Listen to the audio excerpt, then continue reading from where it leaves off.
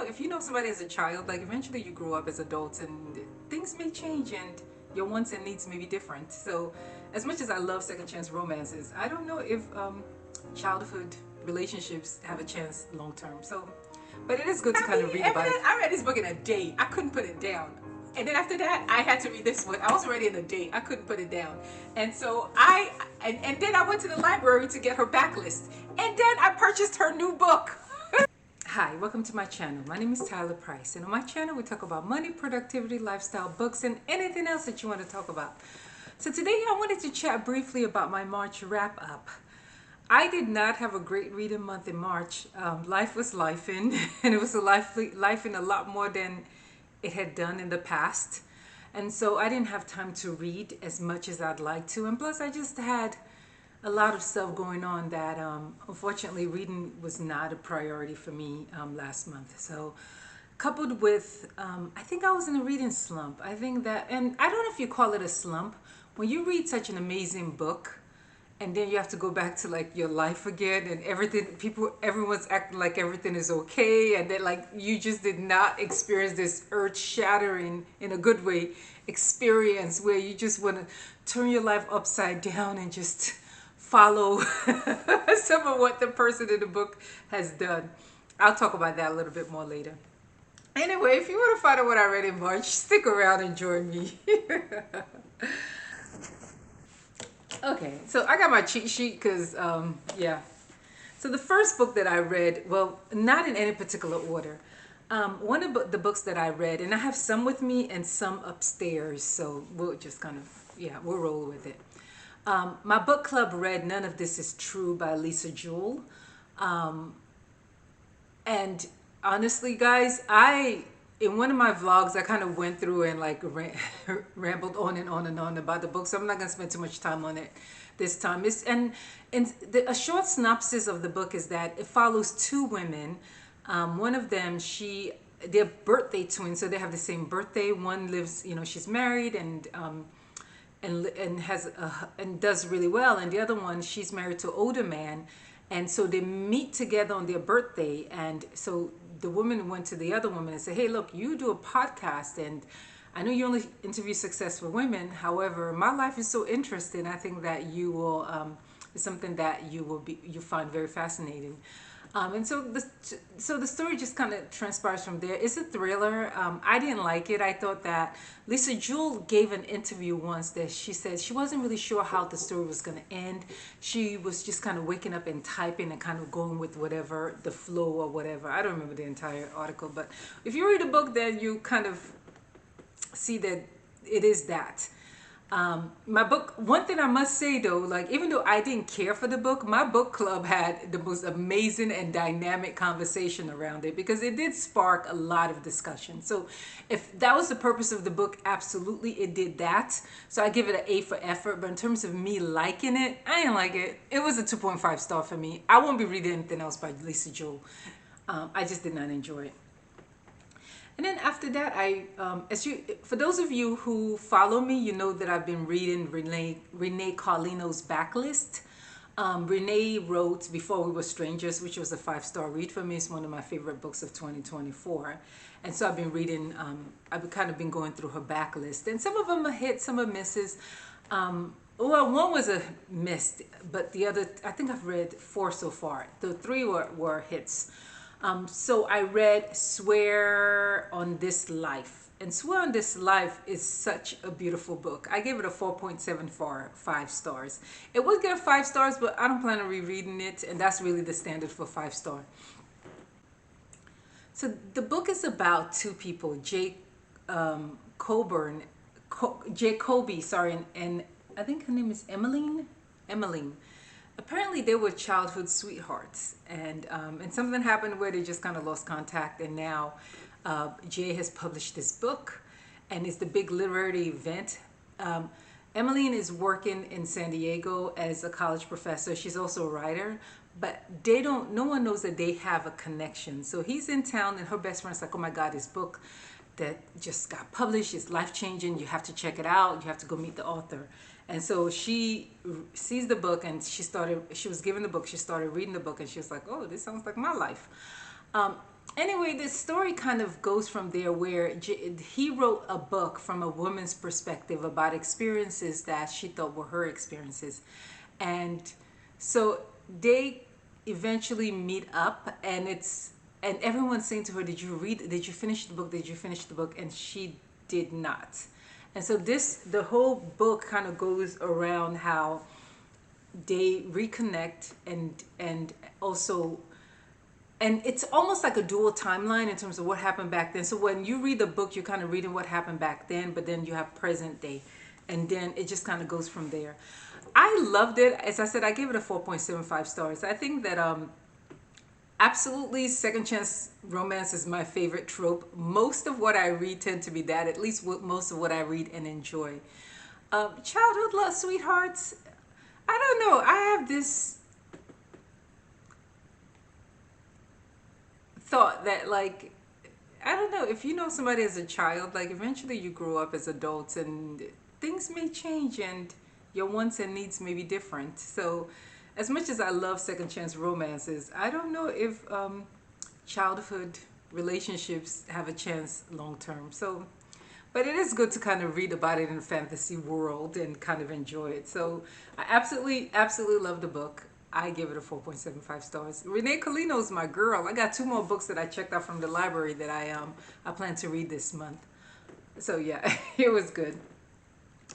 I'm looking over here because I got my cheat sheet, guys. Because I can't remember everything I read. And then I read. Let's see what I read. I decided I wanted to start reading popular authors whose books I've bought many copies of and have not really read anything by them. And so I decided to dive into the world of Abby Jimenez. Y'all, you have been keeping secrets. Like, because, these popular books online, like every time I read them, I'm underwhelmed, right? Like, honestly, like I'm reading Book Lovers now by Emily Henry and struggling through it. And so I don't know if I read anything else by her. But Happy Eminent, I read this book in a day. I couldn't put it down. And then after that, I had to read this one. I also read it in a day. I couldn't put it down. And so and then I went to the library to get her backlist. And then I purchased her new book.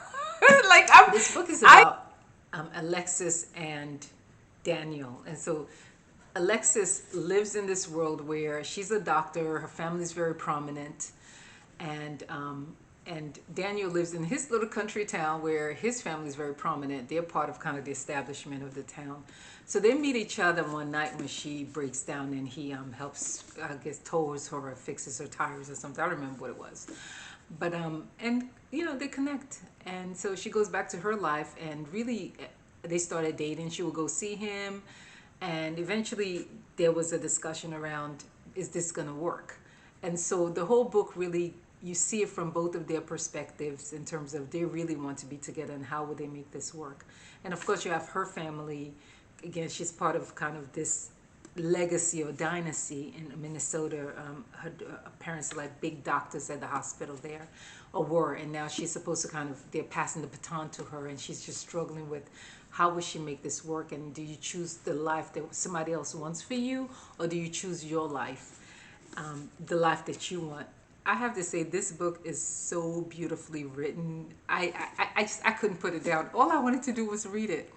I spent I read it in a day. It was so good. And it's just great to see how people from two different worlds come together, and some of the struggles that you have when you meet someone who may fit all the checklists of certain things but don't fit others, and how would that work, and what's more important to you?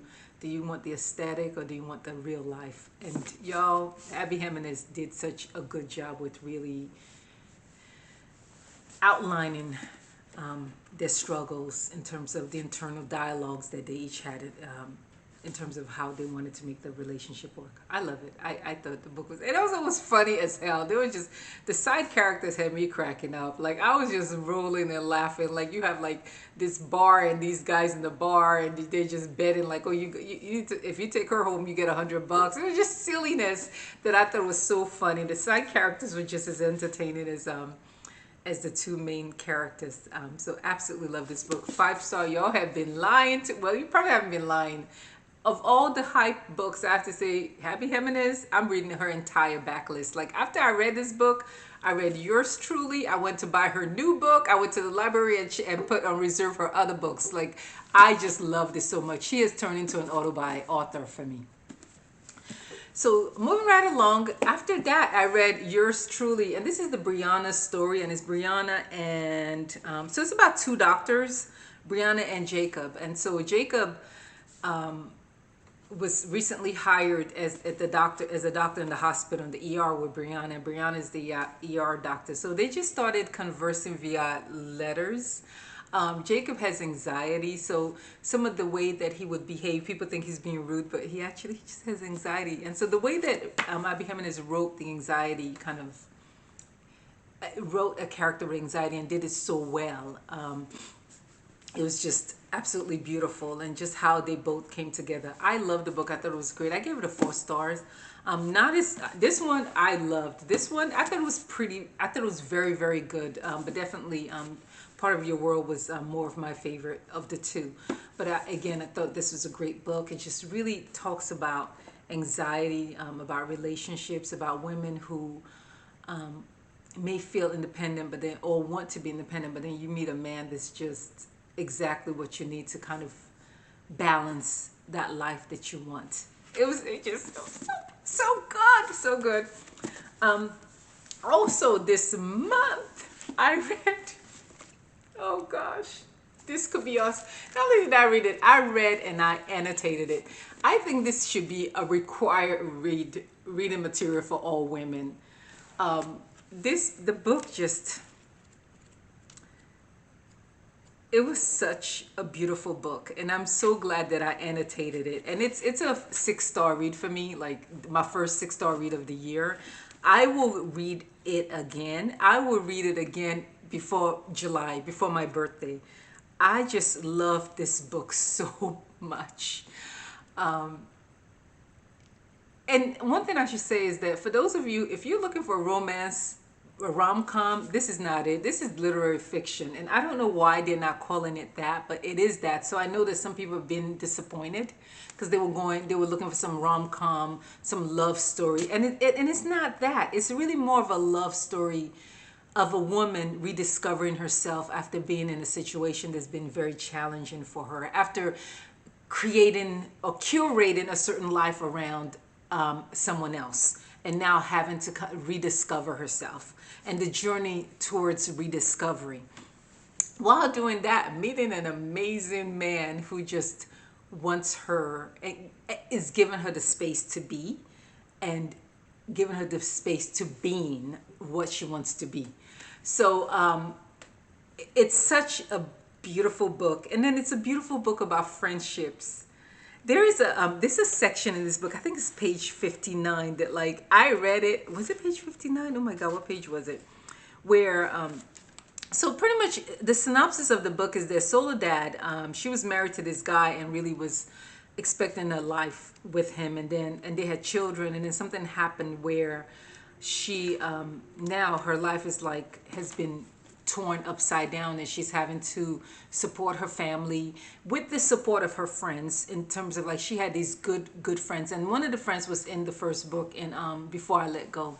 So you see her friend from Before I Let Go, and so this book is really her journey towards self-discovery, her journey to be independent and support her family, and really pick up the pieces of a shattered life that this man, her husband, kind of shattered.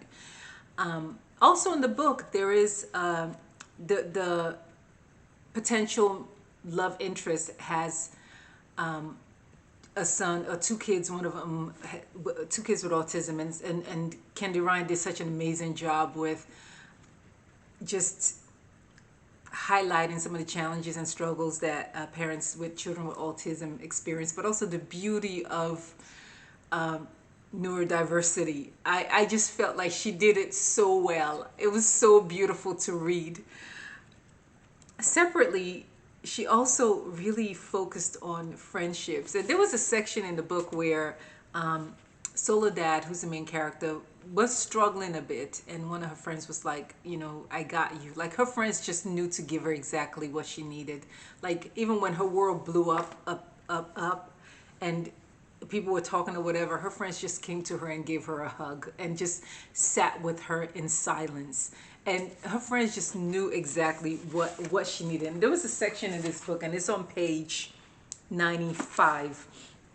And if I remember, I'll put a clip up. Like, I highlighted it and did everything else to that section. And it just talks about friendship, where she said, there aren't enough sonnets for friendship, not enough songs of the kind of love not born of blood or body, but of time and care.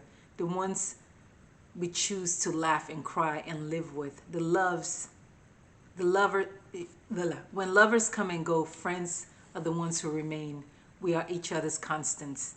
And I have to tell you, it's so true, because I think that, like, as a lover of sonnets and love stories and love songs or whatever, there's always that about the kind of love that is born of blood. Either you, and when she said born of blood, it means, like, family relations, or body, in terms of like that physical relationship that you have with, like, a significant other or partner. But friendship, like, they just aren't. There aren't enough sonnets for friendship, and she's so right about that. There's so many parts of this book that I just couldn't stop. Like, just I annotated it. I just couldn't stop reading it, and just and really, I was also taking my time because I didn't want it to end. So it's such a good book, and again, I think this should be a required reading for every woman, especially if you're in a point of self-discovery, if you're in a point in your life where you're going through transition. And it doesn't have to be something as traumatic as, oh my God, your partner did something. It could be a transition of a different phase in life.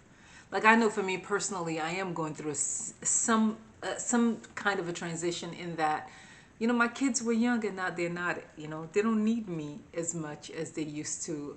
So, and trying to rediscover myself. And even I went on a date with myself last weekend. I went to see a Shakespearean, Edgar Allan Poe speakeasy, and it was so much fun. And it was something that I did by myself, and I'm trying to rediscover myself too as I go through this next phase of my life, where my kids are not babies anymore. They don't need me constantly, and they're becoming themselves and developing their own interests. So, but yeah, required reading for everyone. Like, oh gosh, I get to go on and on and on and on and on about this book. I can go on and on. So let's see, what else did I read? I read The Inmate by Frida McFadden. Girl, like, Frida, y'all, I'm telling you, I'm reading all her backlist. Homegirl is just, oh, she is amazing. I gave it a 5 star. Yeah, 4.75. I think I gave her. I thought it was just very good. I think, is this the second book by her that I've read? Yeah, is this? I read The Teacher, The Inmate. I'm listening to Never Lie right now, so I need to finish that. But yeah, I'm going through her backlist as well, because I absolutely loved it. And then I DNF some books, and I should just say, like, I DNF Twisted Love. I just didn't like it. I'm sorry. I know. And I would not be reading anything else by Anna Hong, which I'm a little upset about, because I think I bought King of Greed or something from Costco. I don't plan on reading it. And if I should, you guys let me know. But I didn't enjoy it. Like, I didn't enjoy Twisted Love. I didn't like her writing style. I felt like in the book there were things that could have been more significant, and she just kind of glossed over it. So, and honestly, if the spice and the smut and the steam were better, then I probably would have been like, okay, well, the plot sucks, but at least the smut is bringing it on. It wasn't that, so I'm gonna have to let that one go. And then I have a couple of books that I have not finished, but I intend to finish. And the first one is 1,000 Stitches by, I don't remember the name. It's a I don't know if it's not a romantasy. I think it's a historical fiction, fantasy-ish. I want to love it. It's just, it's young adult. I can't. It reads like a fairy tale, and I'm just like, I don't know. And the only reason why I'm even reading it is because I think it was with Cindy or someone that said it was like the best book they read, and I was like, I like her a lot. Whatever she says, I'm gonna go with. But no, sister, I don't know. I may go back to it at some point, but. And then I also did not finish The Heiress, and the only reason why I did not finish it is that it was a library book that I reserved from the library, and I had to return it. I can only keep it for 2 weeks, and I think there are like 65 people online waiting for it. So I re-reserved it, and it's also on Kindle Unlimited. But honestly, I don't want to read on the Kindle. Like there's certain books I like to read on Kindle Unlimited. Literary fiction is not one of them. I just feel like I like to hold the physical book. So I will wait until my turn again to get that book, and then I'll read it. I think that's pretty much all I read. Yeah, I DNF'd. Let's see. Yeah. And DNF not in a bad way. It's just I'll get to it at some point. Anyway, so that's pretty much all I've read in March. And it's the mid-February. February's looking like a similar month. I'm struggling with reading a lot. So, but also I think that we need to read quality, not quantity. Like all these people that are like, I read 30 books in a month. Well, if that's your job, that's great. But I think that now that I'm reading more, I'm beginning to kind of be a bit more discerning when it comes to what I read. I want to read books that I enjoy. I want to read books that resonate with me, that once I'm done with reading them, I still think about them. I just don't want to read pages to be reading pages.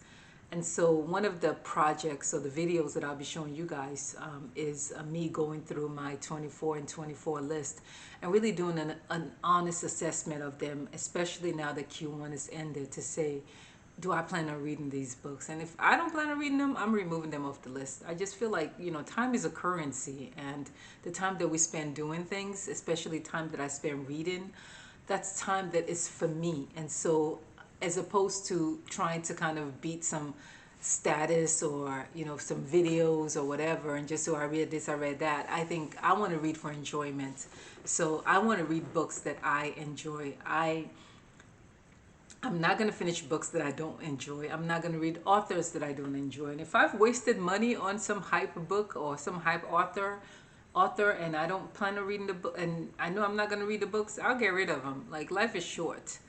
So I think it's important for us to really spend the time on the things that we enjoy. And so I only want to read books that I like. And I love historical romances. So I'm going to get back in that rabbit hole. So